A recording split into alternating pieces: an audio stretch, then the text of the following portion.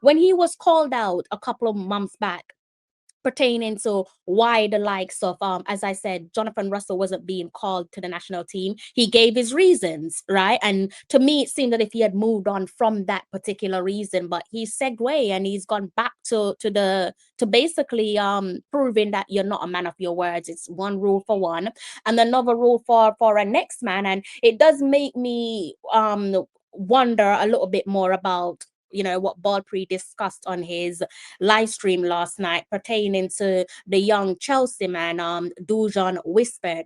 Now, obviously, he hasn't been included in this particular window, which to me, on a normal day, wouldn't be a big deal given the context of things, him coming back from injuries.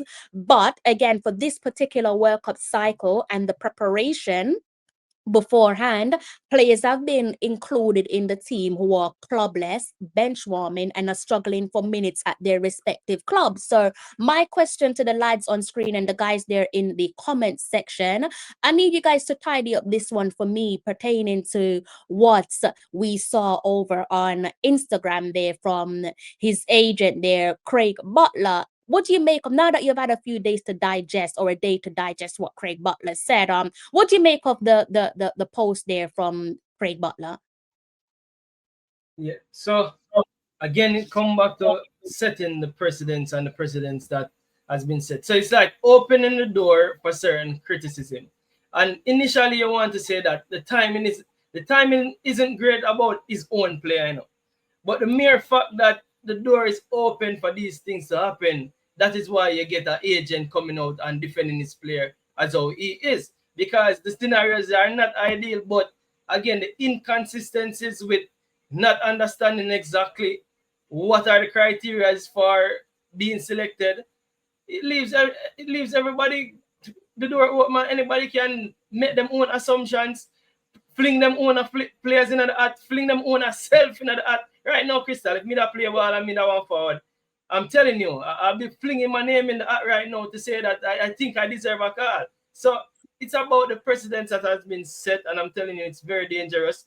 The good thing is that for whatever reason, he didn't call Antonio to this camp, but it does sound like if he was fit, he would have called him, or probably that is the coach's way of being. Is it politically correct? Sometimes when a player is not injured, but you don't want to play him, and you say the player is injured, it just leaves so many questions without answers. I'm telling you, so many questions without answers. Now, whisper, as we all know, again, and whisper exclusion.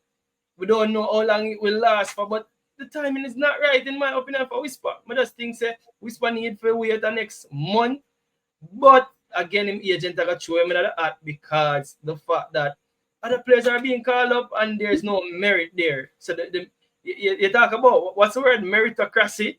There's Yeah, no merit meritocratic. there. So Yeah. what are we using?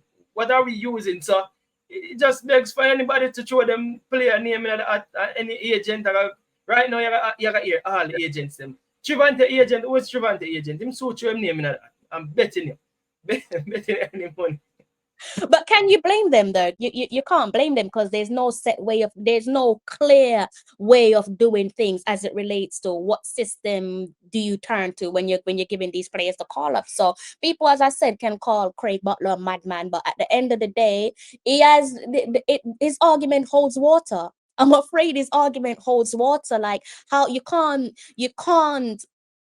try to not justify Craig Butler's criticism, because for me it is right, and you're going to be seeing more of what, not necessarily coming from Craig Butler, but just like Baldpree said, it might be a case of other agents are going to chime in and say what's going on here. And as I said, it's insulting. You can't justify calling up a clubless player over a player that players that play for a club. You just can't justify it. And this whole nonsense about Mikel being a leader, we know Mikel is a leader, and we love Mikel and we appreciate Mikel, but don't try to sugarcoat your crap that you're feeding us, because we're our belly is well full. We don't need you to feed us nonsense.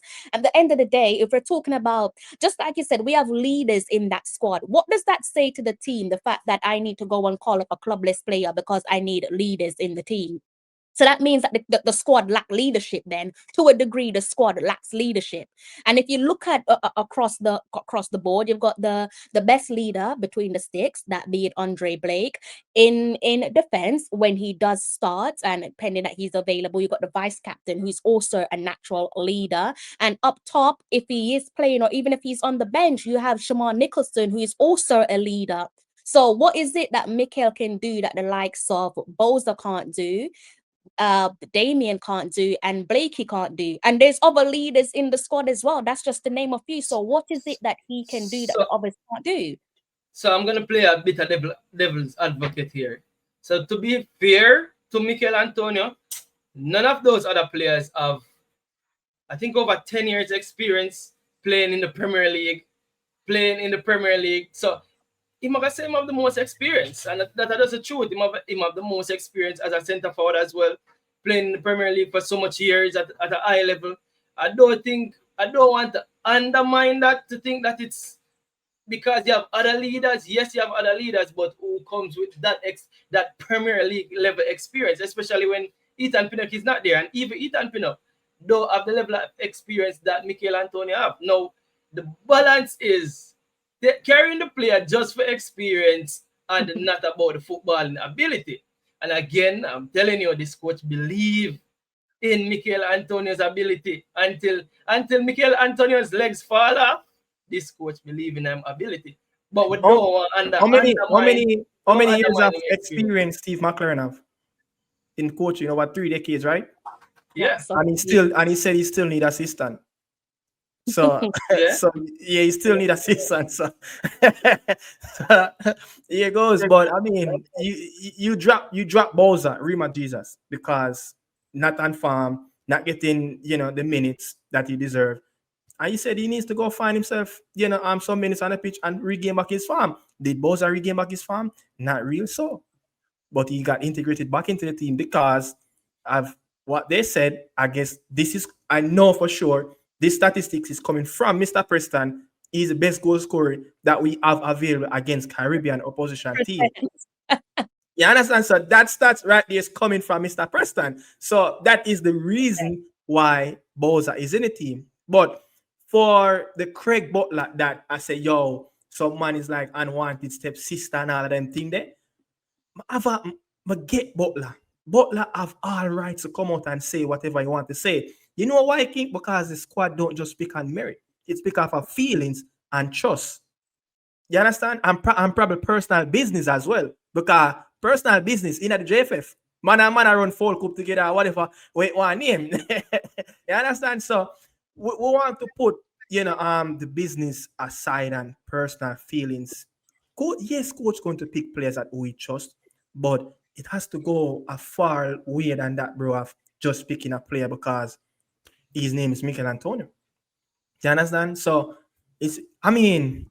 what if another player, probably like who can I say? Shamar Nicholson, who they say, put it as it. Shamar Nicholson don't have a club. God forbid, get released from Tijuana, not have a club. Would they pick Shamar Nicholson because he's the greatest goal scorer against Caribbean opposition team? No. No. So why he can't go for the team? Basically, what they are doing is tailoring horses for courses.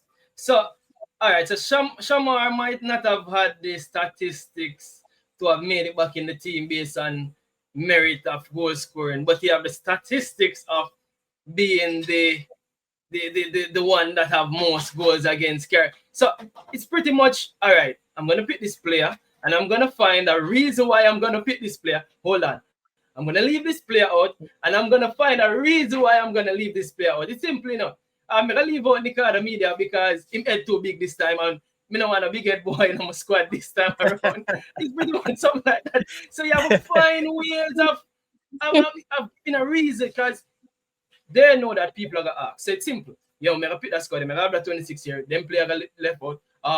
Coach, you know that King is going to ask about this player. All right, let's come up with our reasons as to why we leave out this player.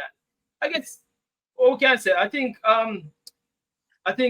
Thomas too should basically having to answer similar questions in all honesty, because the other day they asked Tush, want him to Foden, want him to Bellingham, And I think it's as a coach, you can't bring everybody. That's true. But we have to just understand that these coaches have them personal preference, have them foot soldier. And he did say that in the interview, you know. I think you're going to continue to play the interview. But as you said, listen back the interview, I missed a few things. Looking back at that post as well, that Butler post, I also missed a few things. Sometimes I think that post also go for the Mr. Green, you know, because he must say unwanted. When look back at it, I say, no, so this might also be going for Mr. Greenwood as well. Chasing Mr. Greenwood, he not making a decision. So we little, but we Talawa.